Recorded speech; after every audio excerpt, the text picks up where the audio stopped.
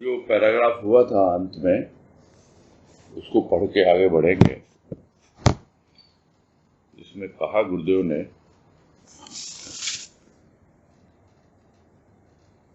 दोषी कौन, भाव या अभाव। भाव वह क्षेत्र है जहां सफलता विफलता दोनों ही वक्र गति से नृत्य करती रहती हैं। जयमाला के अधिकारी वे ही व्यक्ति होते हैं जो अधिकार नहीं चाहते, विकार नहीं चाहते, चाहते हैं शांति प्रेम। अभाव की अग्नि के उपासक आसपास निराशा अशांति फैलाते नजर आते हैं। शांत व्यक्ति को देख ये उपासक अशांत हो जाते हैं। इनके अशांत विचार दूषित कीटाणुओं का कार्य करते हैं। अतः अभाव रोग भाव में सर्वत्र व्याप्त सा प्रतीत होता है। और यही भाव लिया गया था कि दोष किसे दिया जाए। संसार भी है और संसार में अभाव भी है और भाव भी है। सभी तरह की बातें हैं। संसार में सफलता भी है, विफलता भी है।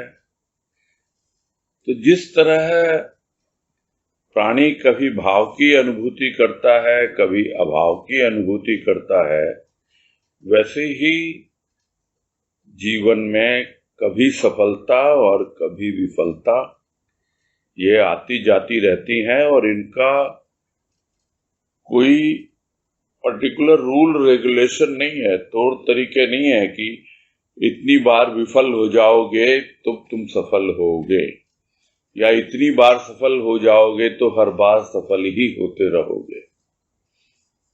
कुछ भी पता नहीं होता है। और कामयाबी किनको मिलती है? जयमाला के अधिकारी का मतलब हमने यही लिया था कि वही व्यक्ति सफलता विफलता से प्रभावित नहीं होते जो अपना अहंकार नहीं दिखलाते, अधिकार नहीं चाहते।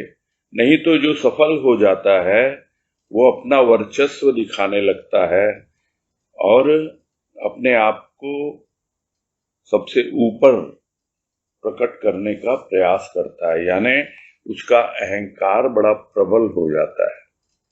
और यह बात भी आई थी कि अहंकार आते ही और विकार तैयार बैठे हैं, वो भी आ जाते हैं।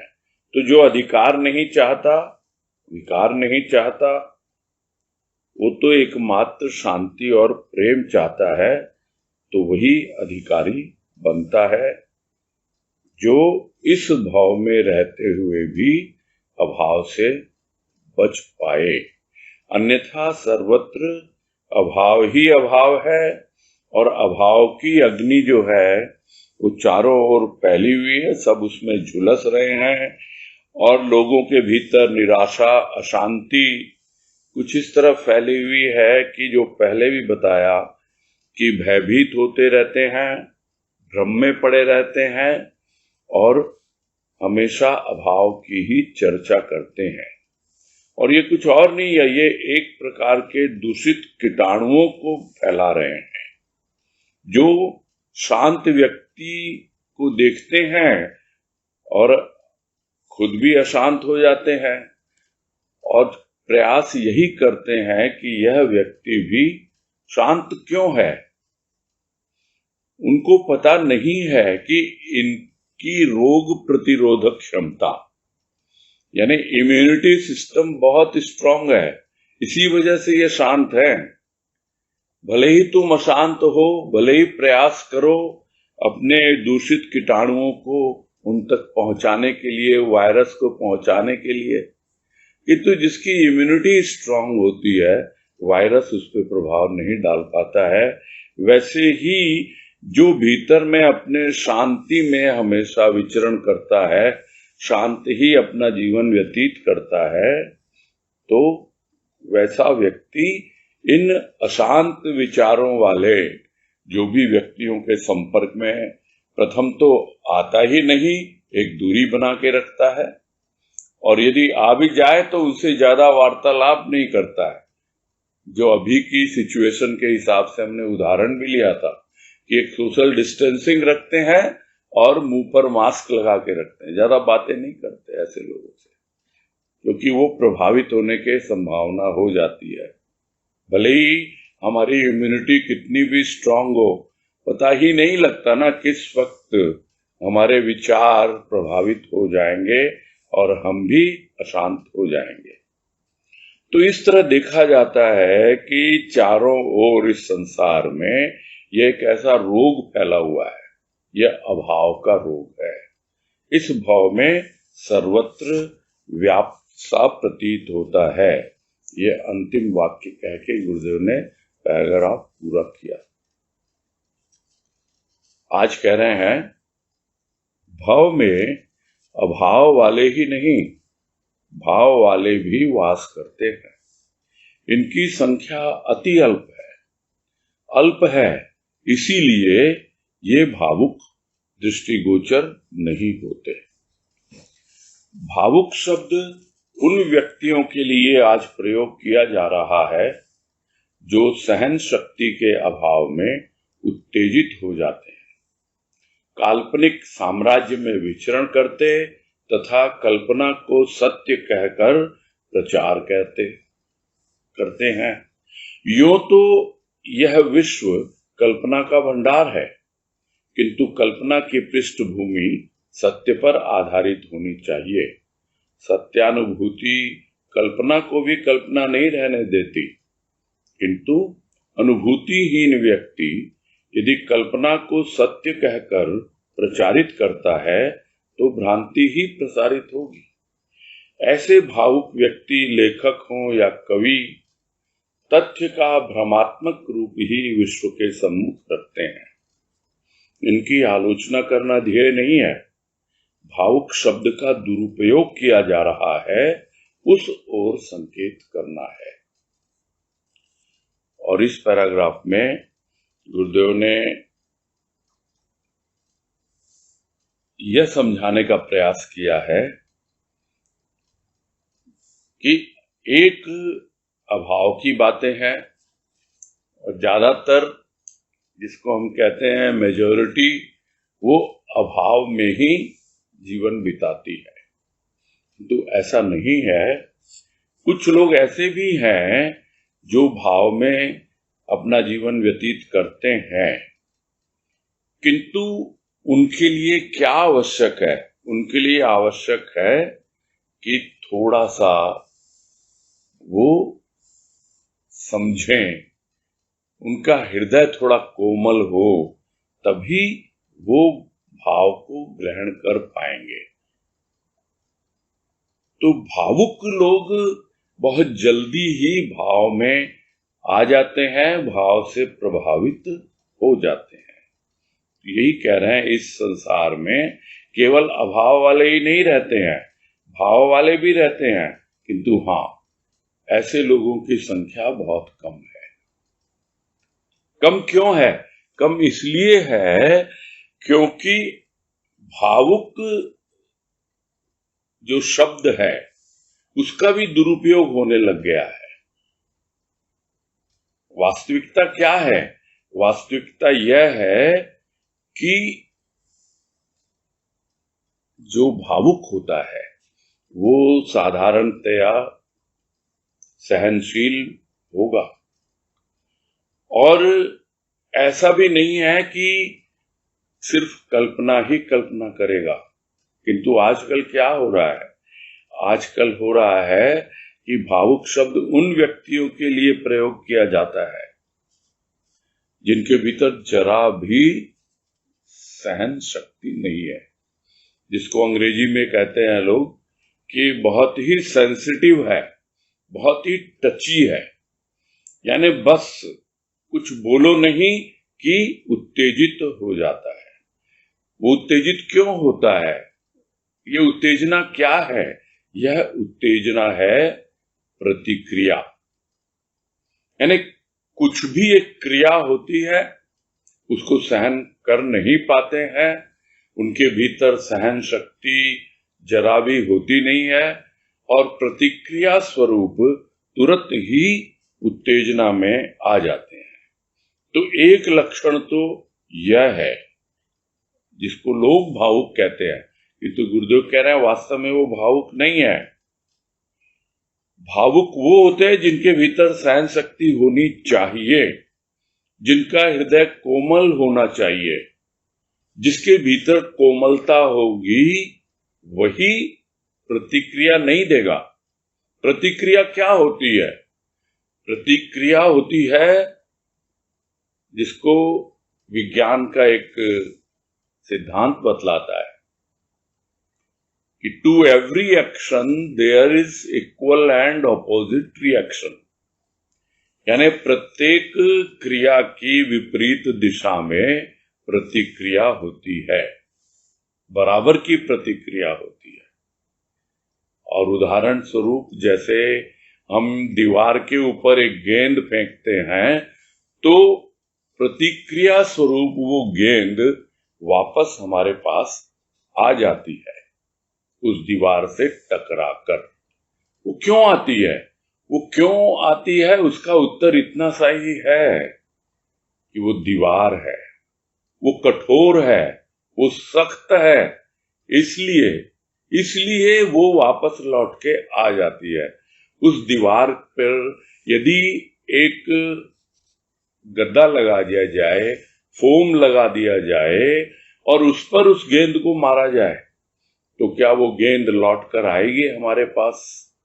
नहीं, वो उसको एब्जॉर्ब कर लेती है। वो जो एक्शन हुआ उसका रिएक्शन फिर नहीं होता है।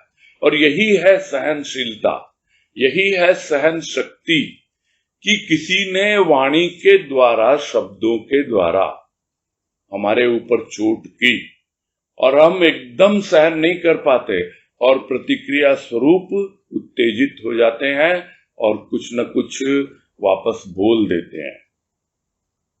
तो इसका यह मतलब नहीं है कि हम भावुक हैं, हम सेंटिमेंटल हैं, यह मतलब नहीं होता है।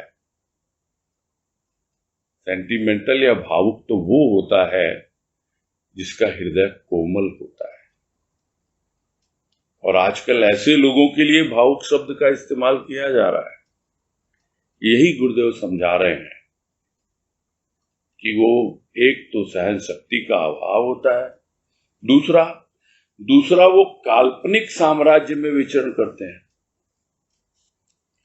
यानी वो इस दुनिया में रह कर के भी कुछ अलग ही दुनिया में जीते हैं। अपना एक कल्पना का उनका संसार बना हुआ है और उसी में, जिसको कहते हैं पक्षी की तरह ऊंची ऊंची उड़ान खुले आकाश में भरते रहते हैं। और वो जो कल्पना है उस कल्पना को सत्य का नाम कह करके प्रचारित करते हैं। वास्तव में आज के लोगों को यदि समझा जाए तो उनको भावुक से ज्यादा बुद्धिजीवी कहा जाता है आजकल। यानी वो बुद्धि में जीते हैं और कल्पना करते रहते हैं, उसके अलावा कुछ नहीं करते।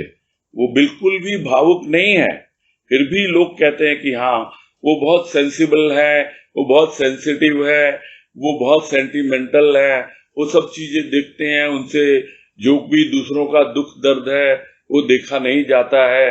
और क्या क्या शब्द इस्तेमाल होते हैं। वास्तव में वो अपनी ही एक कल्पना की दुनिया में जीवन जी रहे होते हैं जिसे लोग समझ नहीं पाते हैं। उनका लक्षण गुरुदेव यहां बता रहे हैं कि आजकल जो भावुक शब्द है उन व्यक्तियों के लिए प्रयोग किया जाता है जिनके पास जरा भी सहन शक्ति नहीं होती है और इसके कारण वो उत्तेजित हो जाते हैं और अपनी ही दुनिया में, कल्पना के साम्राज्य में वो विचरण करते रहते हैं और उस कल्पना को ही सत्य कहकर प्रचारित करते हैं, क्योंकि ये मेरा सिद्धांत है, ये मेरी खोज है, इस तरह से उसको आगे बढ़ाते हैं, प्रतिपादित करते हैं। ये बात सही है कि कल्पना कोई भी कर सकता है, इसमें कोई दोष नहीं है, कोई कमी नहीं है, किंतु वो कल्पना जो हम कर रहे हैं उस कल्पना का कोई न कोई आधार होना चाहिए, और वो आधार मिथ्या नहीं होना चाहिए, वो आधार सत्य होना चाहिए। तो उसकी पृष्ठभूमि का मतलब क्या है कि उसकी शुरुआत सत्य से होनी चाहिए उस कल्पना की। जैसे हम किसी व्यक्ति को देखते हैं और देख के हमें लगता है कि हाँ भाई, यह तो भगवान का भक्त है, और वास्तव में उसकी वाणी में सत्य झलकता है, तो ठीक है, तब हम कुछ कल्पना करेंगे, उसकी बातें सुनेंगे, उनके आधार पे हम भी कुछ कल्पना करेंगे। तो वो सत्य की पृष्ठभूमि पर हम आगे बढ़ेंगे। अन्यथा हम ऐसे ही, जिसको कहते हैं, ख्यालों में खो गए और हमने सोच लिया कि हमको प्रभु के दर्शन हो गए। ऐसा नहीं है। सत्य का आधार चाहिए, और वो इस तरह होना चाहिए कि हमें पता हो कि ठीक है, हमने कल्पना की थी और आज उसकी कृपा से हमें उसका कुछ अनुभव भी मिल रहा है। तो वो जो अनुभव मिल रहा है वो जो सत्य की अनुभूति मिलती है, वो यदि कल्पना की भी हो ना हमने, उस कल्पना को भी फिर वो कल्पना नहीं रहने देती है, उसको और अनुभव में रूपांतरित करते चली जाती है। दूसरी ओर वो व्यक्ति है जिसे कोई अनुभूति है ही नहीं, वो अनुभूतिहीन है, और वो कल्पना को ही सत्य कह करके प्रचारित कर रहा है, प्रसारित कर रहा है। तो क्या कहा जाए ऐसे के बारे में? यही ना, न तो इसने सत्य को जाना है, अनुभव किया है, फिर भी कहता है मैंने अनुभव किया है। तो ऐसे में तो भ्रांति ही तो आगे बढ़ेगी, क्योंकि वो खुद ही भ्रांत है, उसे खुद ही अपने ऊपर भरोसा नहीं है, उसे विश्वास नहीं है। दिखाता तो यह है कि मुझे सब अनुभव मिल रहे हैं, मुझे सब पता है, किंतु वास्तव में उसका आधार सत्य नहीं होता, उसका आधार कल्पना होती है, और उसको वो सत्य कहना शुरू कर देता है। इस प्रकार चारों ओर भ्रांति ही भ्रांति फैली रहती है, और लोग बहुत आसानी से अपना भी लेते हैं क्योंकि खुद भी भ्रांत है, वो खुद भी कंफ्यूज हैं, तो दूसरों को भी कंफ्यूज करने में ही लगे रहते हैं, क्योंकि कन्विंस तो कर नहीं पाते हैं। कितना कन्विंस करेंगे एक व्यक्ति जिसको किसी न किसी रूप में यदि सत्य की अनुभूति हो गई सद्गुरु की कृपा से, क्या उसे कोई कंफ्यूज कर पाएगा? क्या उसे कोई भ्रांत कर पाएगा? भ्रांत तो वही होता है जो कल्पना में जीता है, जिसे जरा भी कोई अनुभव नहीं मिला हो, और लोग तैयार बैठे हैं, ऐसे ही लोगों को ढूंढते हैं और अपना भ्रांति फैलाने में लग जाते हैं। और इस तरह के लोग ज्यादातर, चाहे वो लेखक हों, चाहे कवि हों, तो कोई भी अगर तथ्य है उस तथ्य को उन्होंने अनुभव किया नहीं है, बस कल्पना की है, और जो भी रूप सामने आएगा स्वाभाविक है कल्पना के आधार पर ही आएगा। ये अंतर होता है। एक व्यक्ति जो अनुभव के आधार पे कुछ व्यक्त करता है, उदाहरण स्वरूप रामचंद्र जी का जीवन, उनकी लीला, उनका चरित्र रामचरितमानस में तुलसीदास जी ने व्यक्त किया। वो राम के भक्त हैं। वो अभिव्यक्ति उनके अनुभव पर आधारित है। और ऐसा नहीं है, रामचंद्र जी का जो जीवन है या उनकी लीला है, उनकी जो कहानी है, कथा है, और लोगों ने व्यक्त की हो न की हो, की है, और कवियों ने भी की है, किंतु वो कल्पना पर आधारित है, अनुभव पर आधारित नहीं है। इसीलिए पता लग जाता है, जो सत्य की अनुभूति कर चुके होते हैं उनको पता लग जाता है कि यह अभिव्यक्ति एक भक्त के द्वारा है या फिर यह अभिव्यक्ति सिर्फ कल्पना पर आधारित है। गुरुदेव कह रहे हैं कि चाहे वो लेखक हो या कवि हो, वो जो भी रूप तथ्य का प्रस्तुत करते हैं वो भ्रम ही फैलाता है, लोगों में भ्रांति ही भ्रांति फैलती है उससे। तो हमारा उद्देश्य उनकी आलोचना करना नहीं है।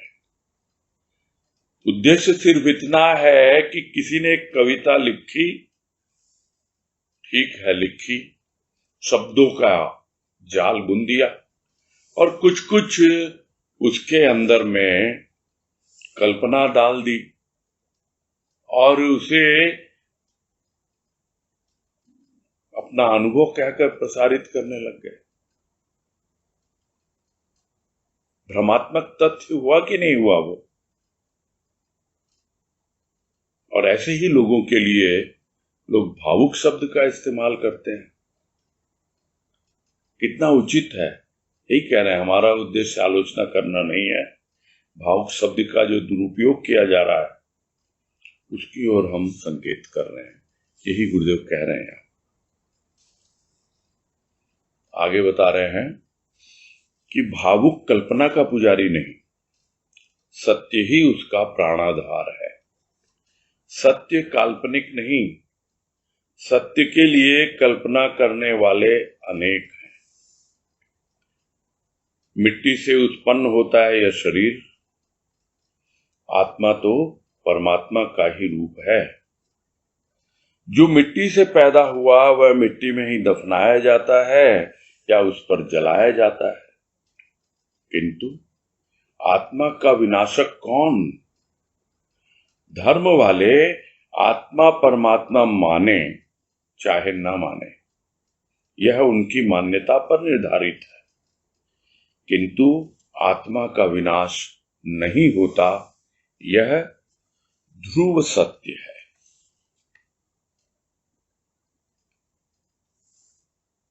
तो एक जो है कवि या लेखक है और एक भक्त है जो भावुक हृदय है, जिसके भीतर कोमलता है।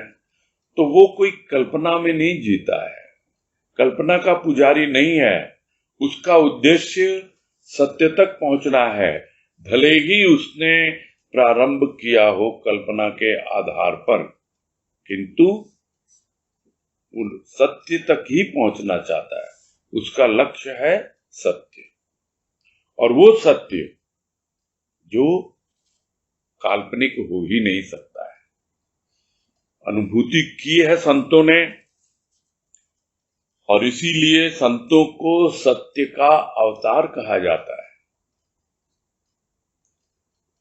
रामचंद्र जी को, कृष्णचंद्र जी को सत्य का अवतार नहीं कहा जाता है, उनको विष्णु का अवतार कहा जाता है, यानी देवता का अवतार कहा जाता है। किंतु संत तो सत्य का अवतार है,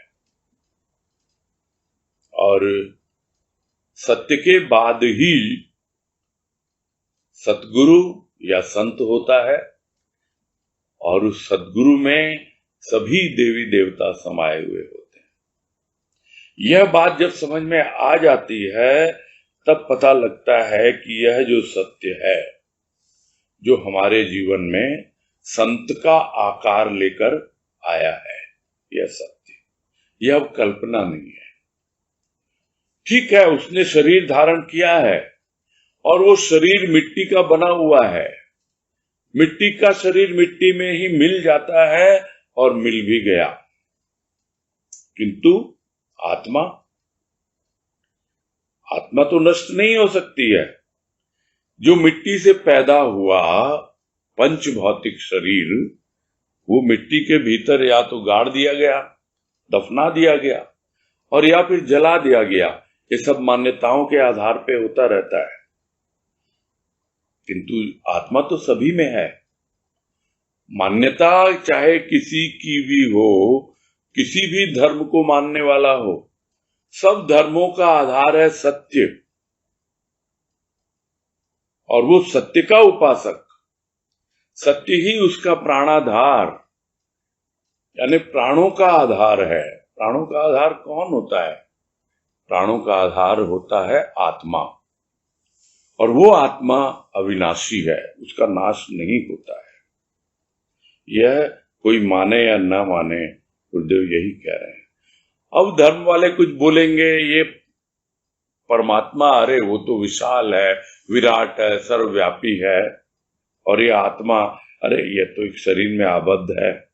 वो माने या ना माने, गुरुदेव ये कह रहे हैं यहां पर कि यह जो आत्मा है वो क्या है? वो परमात्मा का ही एक रूप है, वो उसका अंश नहीं है। ज्यादातर लोग आत्मा को अंशी बोलते हैं, परमात्मा का अंश है आत्मा, किंतु गुरुदेव यहां क्या कह रहे हैं कि आत्मा तो परमात्मा का ही रूप है, वो कोई अलग नहीं है परमात्मा से।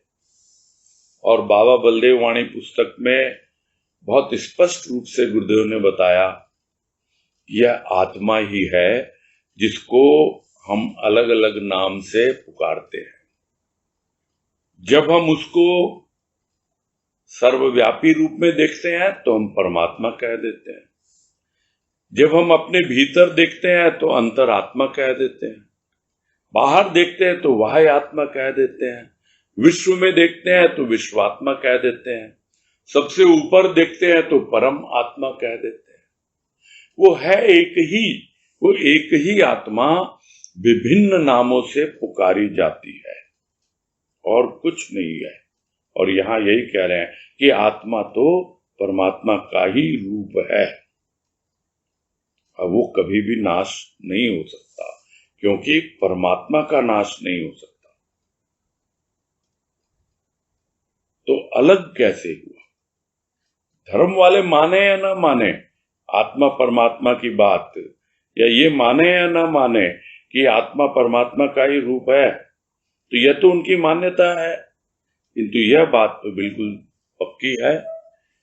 और भगवान कृष्ण ने गीता में कहा भी है कि ना आत्मा को जलाया जा सकता है, न दफनाया जा सकता है, न मिटाया जा सकता है, न जलाया जा सकता है, किसी भी तरह से आत्मा का नाश नहीं होता है। आगे कह रहे हैं यह भी मान्यता ही है। मान्यता और विश्वास विवाद के विषय बनते हैं, इनका कहीं अंत नहीं। बुद्धि और मन का संघर्ष चला आ रहा है। यह भी क्षम्य होता यदि यह धर्म विशेष के कतिपय व्यक्तियों तक ही सीमित रहता, किंतु ऐसा होता कहां है। पार्श्विक बल का जातियों ने प्रबल प्रयोग किया और अब भी संलग्न हैं। इसे विवेक का अभाव कहना उचित जान पड़ता है। एकता का अभाव, मान्यता का अभाव, सद्भावना का अभाव, प्रेम शांति के अभाव ने भव को अभाव सागर बना रखा है। यह तो जगत की स्थिति है। परिवर्तन तभी संभव हो सकता है जबकि भाव की विशेषता व्यक्ति समझे। कल्पना नहीं है, यथार्थ है।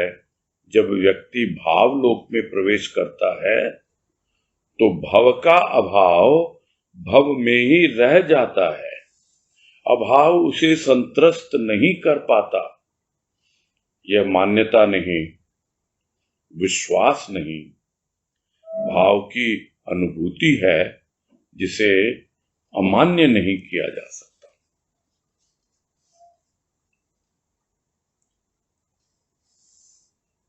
और इसमें कह रहे हैं गुरुदेव पैराग्राफ में कि यह तो जो धर्म वाले हैं वो उनकी मान्यता पर आधारित है कि भले ही वो आत्मा परमात्मा को किस तरह मानते हैं कि नहीं मानते हैं, और उसी तरह जो जैसी मान्यता होती है वैसा ही वो उस पर विश्वास करने लगते हैं। जो बात कल परसों भी आई थी कि मान्यता जो है वो मन का विषय है, मन के द्वारा होती है मान्यता, और विश्वास बुद्धि का विषय है। तो बुद्धि धीरे धीरे आजमाती है, परखती है, तो फिर विश्वास करती है। और ये दोनों ही विवाद के विषय बने रहते हैं। यानी किसी की कुछ मान्यता है, किसी की कुछ मान्यता है। कोई किसी पे विश्वास करता है, कोई किसी पे विश्वास करता है। यह तो हो गया व्यक्ति के कारण। बाहर का जो साकार रूप है उसके कारण। इतना ही नहीं, उसका मन क्या मानता है। एक ही धर्म विशेष में भी मतांतर हो जाते हैं। क्रिश्चियन धर्म में देखें हम, मुस्लिम धर्म में देखें, सब जगह मिलेगा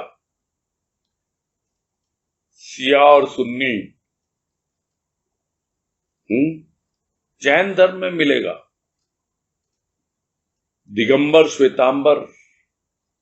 सब अपनी अपनी मान्यताएं, वही है, वही सब कुछ एक ही धर्म, फिर भी अपनी मान्यता और विश्वास, वो उनके विवाद। और यह ऐसा नहीं है, कोई अछूता नहीं है इससे। उसी तरह सत्संग में भी अपनी मान्यताएं हैं। लोग अलग अलग मान लेते हैं। कोई बोलता है बाबा, कोई बोलता है सदगुरु, बस उसी पे विवाद हो रहा है। समझ ही नहीं आता कि कोई अंतर है ही नहीं दोनों में। इतनी आध्यात्मिकता का पाठ पढ़ते पढ़ते भी भीतर में यह जो साकार रूप है वो हमेशा हमेशा प्राणी को भ्रमित करता रहता है। समझ नहीं पाता, वो समझ नहीं पाता मन की बातें, बुद्धि की बातें। तो इसलिए मान्यता और विश्वास का विवाद चलता रहता है। कोई बोलता है मुझे तो बाबा पे ज्यादा विश्वास है, कोई बोलता है मुझे सदगुरु पे ज्यादा विश्वास है। इतना ही नहीं, कुछ और उसके बाद के लोग भी कि हाँ भाई हम तो सत्संग में लगे और हमने तो इनको माना उसको माना, हम तो उस पे ज्यादा विश्वास करते हैं। ये क्या है मान्यताएं? समझ क्यों नहीं पाता प्राणी? हम दूसरों को बोल करके, हम क्रिश्चियन, मुस्लिम और बुद्ध और जैन ये सब बोल करके तो अपने आप को बचा लेते हैं। हम अपने घर को नहीं देखते कि हम क्या मान रहे हैं, हमारी क्या मान्यताएं हैं, हमारा क्या विश्वास है। यह विवाद चला आ रहा है। वास्तव में विवाद है क्या? यह विवाद तो मन और बुद्धि का संघर्ष है और इसका कोई अंत नहीं है। जिसका मन मैला है, जिसकी बुद्धि में भ्रम है, उसके संघर्ष का कोई अंत है ही नहीं, कभी भी खत्म नहीं होगा। वो दूसरों से क्या संघर्ष करेगा? वो अपने ही आप में, अपने ही मन बुद्धि के झगड़े में उसका अंतःकरण पिसा जा रहा है। जिस तरह है चक्की के दो पार्ट हैं और वो आपस में ही रगड़े जा रहे हैं। ये हालत है लोगों की, जिनमें मन और बुद्धि का संघर्ष लगातार चलता रहता है। ये फिर भी माफ कर दिया जाता, क्षमा कर दिया जाता है इसको, यदि ये धर्म विशेष के कुछ गिने चुने लोगों तक ही सीमित रहता है। किंतु ऐसा होता नहीं है ना। पहले भी होता आया था कि लोग अपनी जो किसको कहते हैं धन बल, जन बल और जितनी भी पार्श्विक उनकी शक्तियां हैं उनका प्रयोग पहले भी किया और अब भी किसी न किसी रूप में यह काम जारी है। जिसके पास ज्यादा धन है, जन है, वो अपने आप को इतना बड़ा दिखाता है और दूसरों को दबाने में लगा रहता है, उनका दमन करने में लगा रहता है। तो इसे क्या कहा जाए? यह तो विवेक का अभाव ही कहा जाएगा। बुद्धि में विवेक नहीं है, इसलिए हो रहा है ऐसा। तो क्या सिर्फ विवेक का ही अभाव है? तो गुरुदेव कहते हैं विवेक का नहीं, यहां तो एकता का भी अभाव है। अगर एक को मानते हैं, और वो एक कौन है? वो एक है सत्य। और वो सत्य पर यदि आधारित है, यदि हम कल्पना भी कर रहे हैं तो भी यदि सत्य पर आधारित है हमारा जीवन, तो फिर एकता का अभाव क्यों होगा? एक को मानेंगे तो एकता का अभाव होना ही नहीं चाहिए, किंतु दुनिया में देखा जाता है एकता का अभाव है, मान्यता का अभाव। सबकी अपनी अपनी मान्यताएं हैं और इसलिए आपस में एक दूसरे के प्रति कोई भी सद्भावना नहीं है, उसका अभाव है। इतना ही नहीं, जब ये सब चीजें होंगी तो स्वाभाविक है प्रेम का अभाव, शांति का अभाव, हर जगह अभाव ही अभाव, अभाव ही अभाव। और ये पूरा भाव, ये पूरा अभाव से इतना भरा हुआ है, जिसको गुरुदेव यहां कह रहे हैं, इसने भाव को अभाव सागर बना रखा है।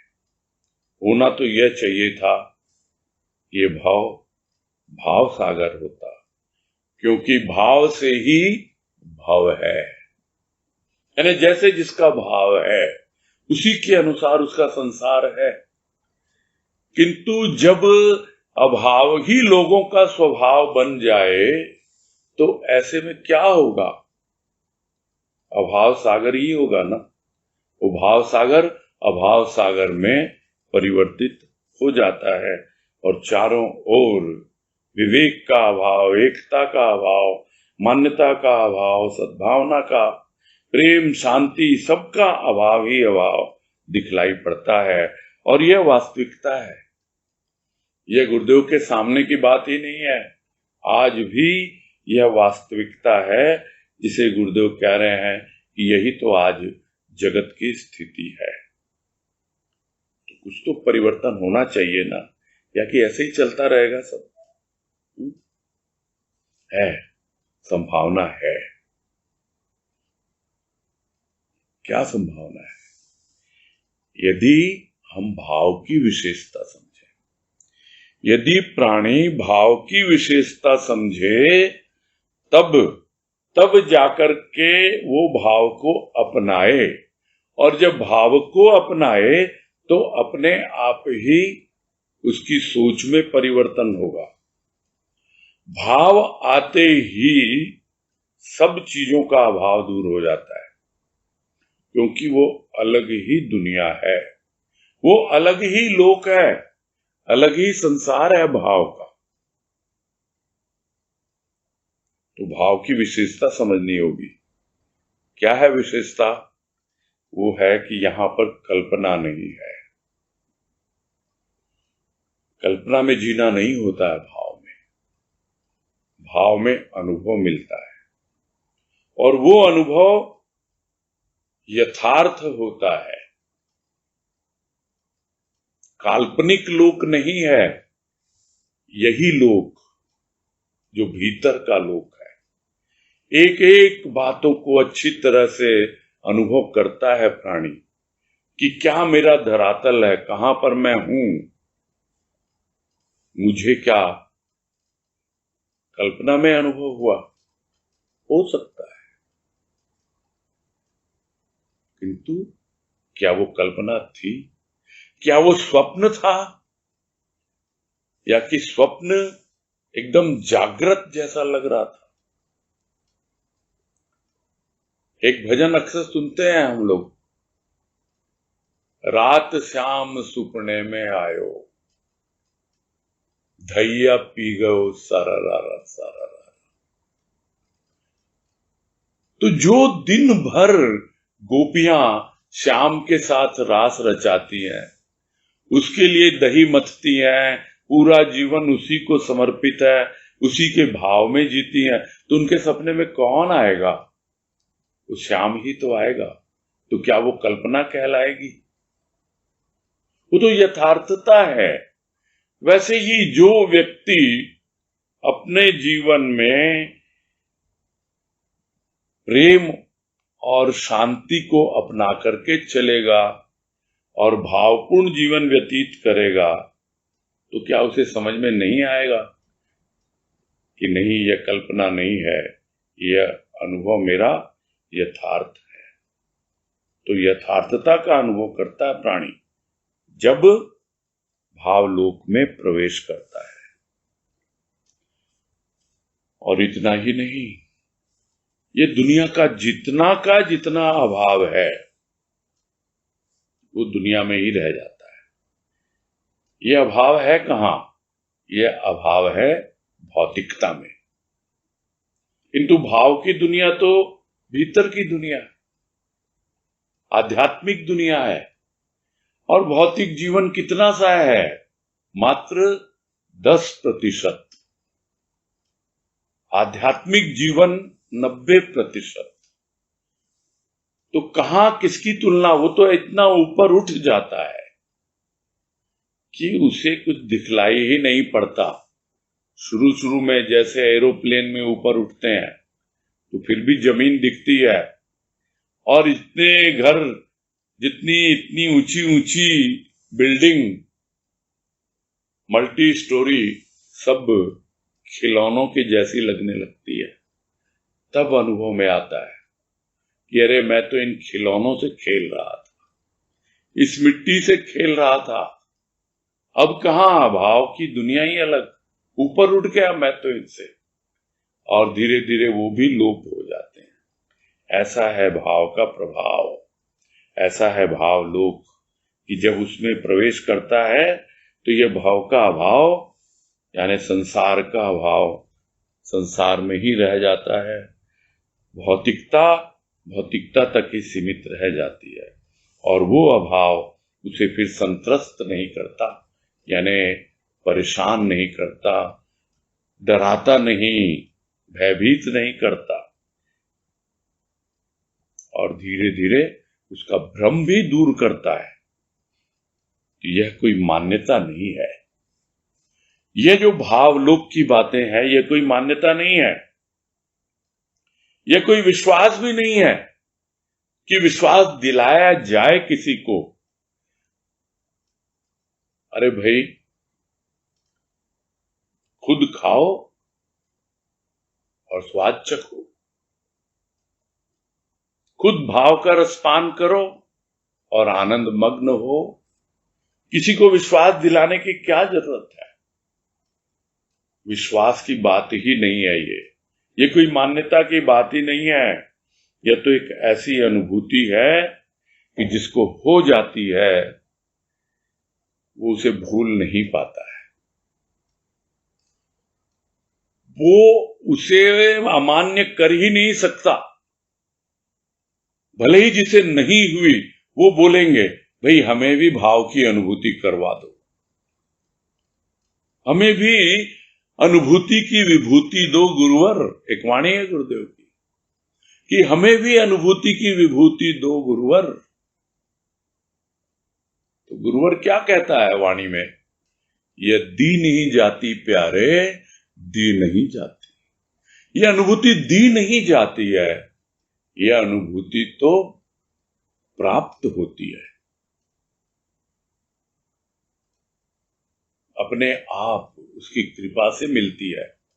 बस उसके प्रति हमारा रुझान हो, उसके प्रति हमारा समर्पण हो, हमारा कमिटमेंट हो और हमारे जीवन में एक अनुशासन हो, तब अपने आप ही सद्गुरु की कृपा से वो भाव, जिसके ऊपर हम बहुत विस्तृत रूप से चर्चा कर चुके हैं गुरुदेव की पुस्तक भाव योग में, वो अनुभूति जब हो जाती है तब सारी की सारी मान्यताएं, सारे विश्वास सब दिखाई देने लगते हैं, सब धराशायी हो जाते हैं, क्योंकि जो अनुभव मिल रहा है वो इससे पहले कभी नहीं हुआ, न किसी देवी देवता को मानने से और न ही किसी और की पूजा अर्चना करने से। तो ये मान्यता का विषय नहीं, विश्वास का विषय नहीं, यह तो अनुभूति का विषय है जो प्राणी को स्वयं करनी होती है। बस यही पूरा कर।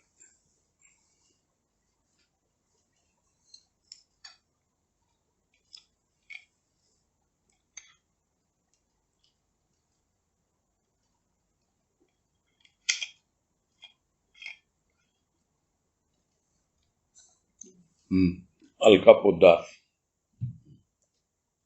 बोलिए। हरिओम भैया। हाँ हरिओम, बोलिए। हाँ भैया, ये आज आपने 44 पेज से शुरू किया, 43 पेज पे है कि उसका पैराग्राफ शुरू हो रहा है। ये तो हुई स्थूल प्रकृति की बातें, अब सूक्ष्म प्रकृति की बातें और भी जटिल है। स्थूल और सूक्ष्म की गति में बड़ा अंतर है। इसमें भैया मुझे सूक्ष्म ने स्थूल पर सदा विजय पाई है, जैसे मनुष्य ने पशु पर। तो मुझे ये समझ नहीं आ रहा कि सूक्ष्म ने स्थूल पर भी सदा विजय पाई है, समझ थोड़ा आता नहीं। स्थूल क्या होता है, सूक्ष्म क्या होता है, ये तो समझ में आता ही है ना हमको। जी भाई, हम तो कितनी बार बात कर चुके हैं ना। स्थूल क्या है, ये पंच भौतिक शरीर है, ये तन और मन या मन और तन नाम है उस लेख का, जिससे हमने प्रारंभ किया था यह 1 बजे वाला सत्संग। पहला ही लेख था वो। हाँ। मन और तन, तो मन सूक्ष्म है और तन स्थूल है, ये हमको पता है। तो मन यदि न चाहे तो क्या तन उसे करेगा? और यदि मन अगर चाहता है कुछ करना तो अवश्य ही तन को करना पड़ता है। इतना होता है मन में बल, मनोबल इतना महत्वपूर्ण है कि उसके आगे यदि शरीर कमजोर भी हो ना, शरीर में ताकत नहीं भी हो, तो वो ताकत आ जाती है। कहां से आती है, इसे कौन समझ पाएगा? जिसका सूक्ष्म पूरी तरह से अपने इष्ट पर आधारित हो, पूरी तरह से उससे जुड़ा हुआ हो, तो वो ताकत अपने आप आ जाती है। एक उदाहरण प्रवचन में पढ़ा था, गुरुदेव के प्रवचन में, वो मैं बताता हूं संक्षेप में। रामकृष्ण परमहंस के जीवन से था, उनका नहीं, उनका एक मानने वाला कोई था व्यक्ति, उसका नाम मुझे ध्यान नहीं है, शायद रामलाल या ऐसे कुछ नाम था। तो वो बाग में अपना टहल रहा था, तो 2 अंग्रेज जो है, ये घटना है, वास्तविक घटना है, अंग्रेज जो है वो पक्षियों का शिकार करने में लगे हुए थे। माना निरीह पक्षी हैं, वो बंदूक चला के उसको गोली मार रहे हैं पक्षियों को। वो उसे देखा नहीं गया, उसने मना किया, ये बेचारे हैं पक्षी, आप क्या कर रहे हो, छोड़ो उसको, मत करो ये शिकार। 2 बार 3 बार बोला, उन्होंने सुना नहीं, लगे रहे, भगा दिया उसको। वो दुबला पतला सा वो व्यक्ति था, क्या करता, लेकिन बार बार समझाने पर भी नहीं माना, तो उसने अपने एक तरफ के बाह में एक को पकड़ा और दूसरी तरफ की बाह में दूसरे को पकड़ा और इतना दोनों का गला पकड़ के दबा लिया। क्यों नहीं सुनोगे तुम लोग? क्या समझते हो अपने आप को? तुम गोरे हो, इसका मतलब ये थोड़ा ही है कि तुम्हारे जो मन में आए, क्योंकि उस वक्त अंग्रेजों का साम्राज्य था। तो वो कहां से उसके भीतर वो तन बल आ गया? वो दोनों अंग्रेज जो है परेशान हो गए, हट्टे कट्टे। वो तो इनको खाना पीना ही कैसा होता है, मांसाहारी होता है उनका, इसीलिए तो पक्षी का शिकार कर रहे थे वो। उनके अंदर शरीर में कितना बल, और उसके बावजूद भी वो छुड़ा नहीं पा रहे उससे। ये उसका मनोबल था। वो भीतर बैठा हुआ उसका प्रभु, उसका इष्ट रामकृष्ण परमहंस, उसकी ताकत थी जो उसके शरीर में आ गई। तो समझ में आ गया ना किस प्रकार से सूक्ष्म ने स्थूल पर सदा विजय पाई है।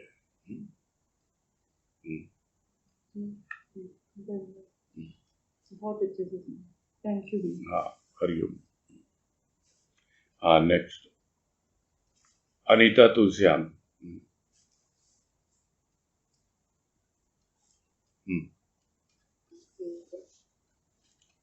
हेलो। ये जो लाइन आई थी, हेलो। हाँ, बोलिए बोलिए। प्रणाम भैया। हाँ, हरिओम हरिओम, बोलिए। ये पैराग्राफ है ना, यह भी मान्यता ही है। मान्यता और विश्वास विवाद के विषय करते हैं।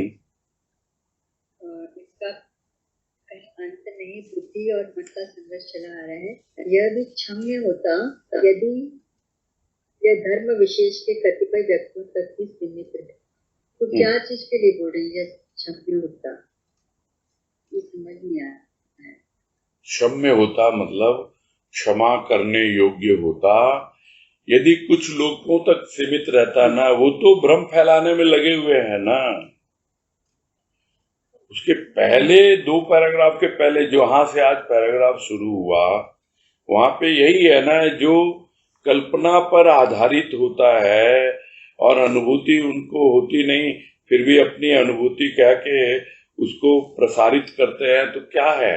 वो भ्रांति ही तो प्रसारित हो रही है। तो ये बुद्धि और मन का संघर्ष है, क्योंकि उनकी मान्यता कुछ ऐसी होती है। अरे भाई, आप मानते हो, आप अपने आप तक सीमित रखो ना। दूसरों को क्यों दूसरों को बरगलाते हो? क्यों दूसरों को कंफ्यूज करते हो?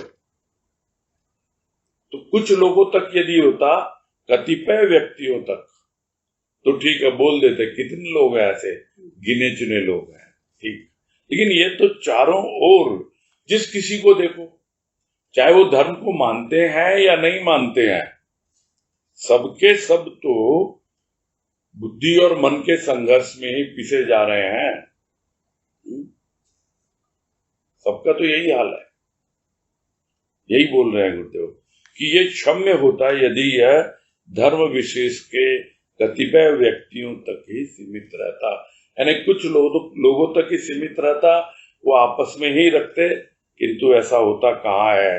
क्योंकि वो अपना धर्म जो है उसको बढ़ाने के लिए, आगे ले जाने के लिए, उनकी जो पाश्विक शक्ति है, यानी धन बल, जन बल, इसका प्रयोग करते ही जाते हैं, और बढ़ाओ और करो। कितनी आज से जिस वक्त इन धर्मों का प्रारंभ हुआ, विशेषकर हम सब जानते हैं कि किन लोगों ने जोर जबरदस्ती करके धर्मांतरण किया है लोगों का। इसलिए सिर्फ और सिर्फ लोगों को भ्रांत करने के लिए भ्रमात्मक भाईचारे की बात करते हैं, और न जाने क्या क्या अपनी थ्योरी लेकर के आगे बढ़ाते रहते हैं, और पाश्विक बल का प्रयोग करते हुए अपना धर्म फैलाने में लगे रहते हैं। यही कहना चाह रहे हैं गुरुदेव कि ये कितने लोग ऐसे मिल जाएंगे कि उस पर अपना प्रबल प्रयोग किया है और अब भी संलग्न है ये लोग, धर्म विशेष वाले लोग।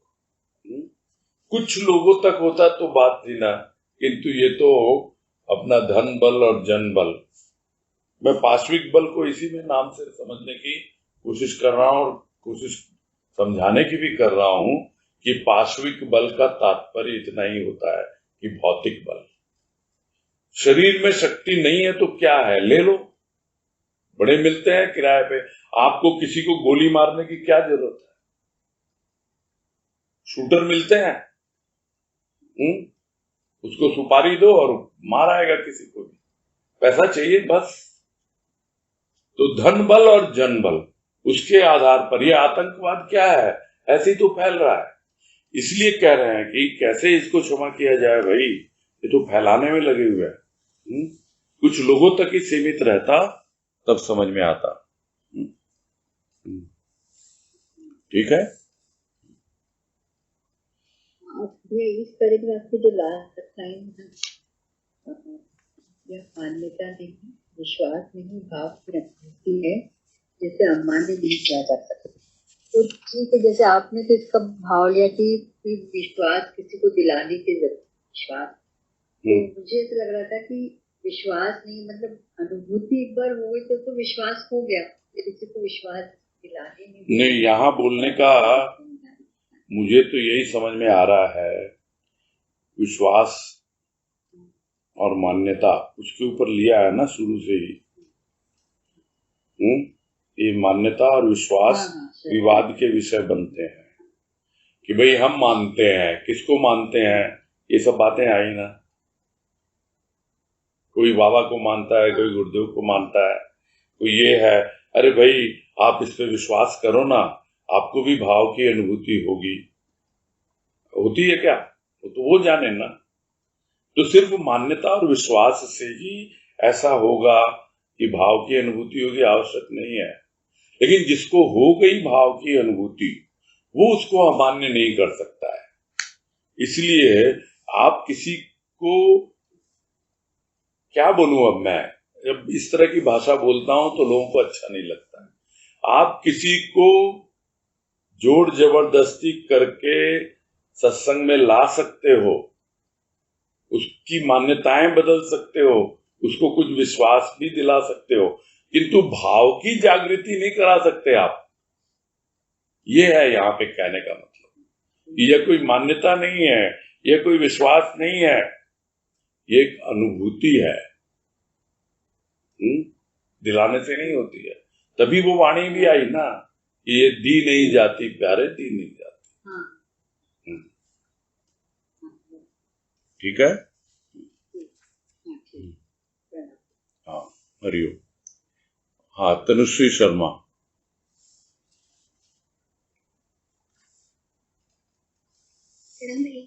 हाँ बोलो।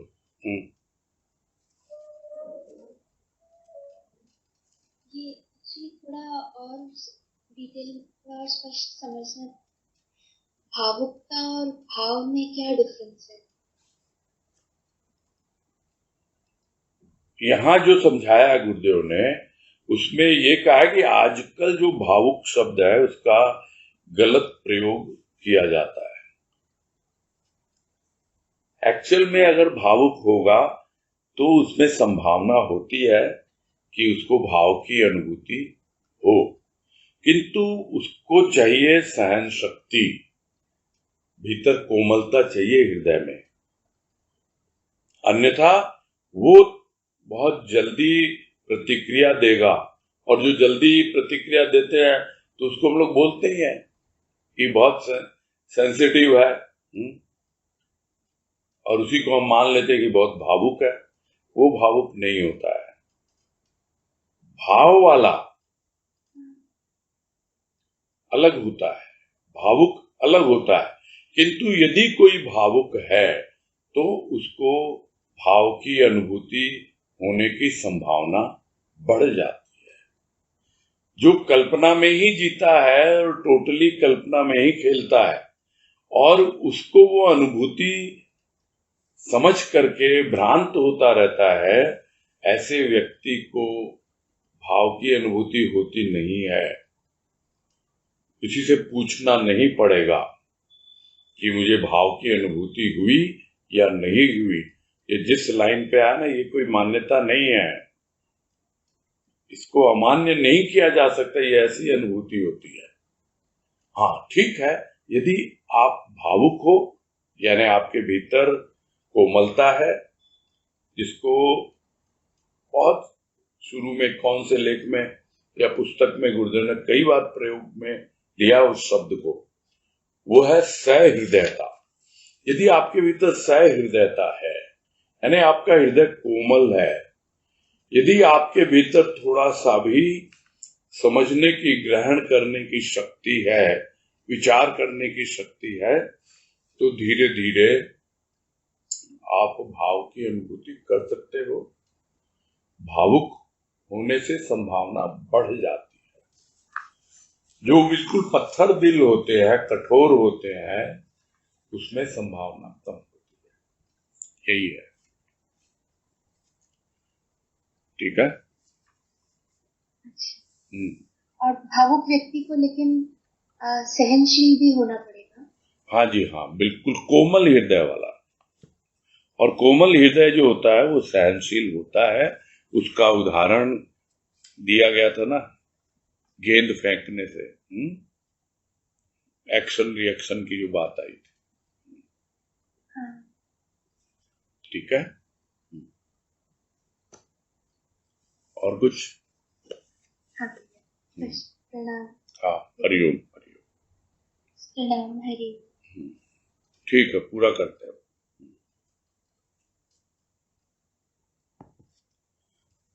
हाँ हाँ, अनम्यूट करो सबको। हाँ, हरिओम बोल देते हैं।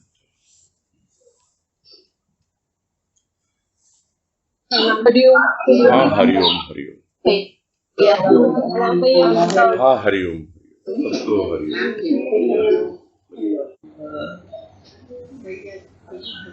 हरिओम।